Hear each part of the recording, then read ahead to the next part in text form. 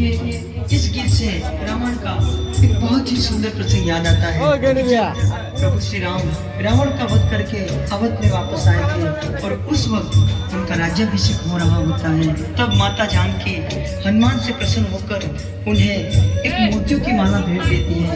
लेकिन हनुमान क्या करते हैं, उस माला का एक एक मोती अपने दांतों से तोड़कर बिखेर देते हैं। ये देखकर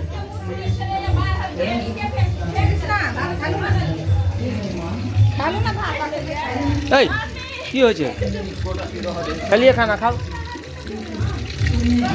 দুবা खालू। এই गर्मी में कते करे छे, बाहर नहीं निकल ना अब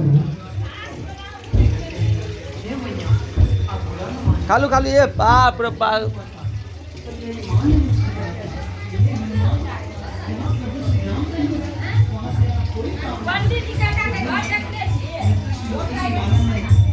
हेलो हेलो हेलो आप ही बताइए, आपके और रघुवर के बिना ये माला मेरे किस काम की? Hello hello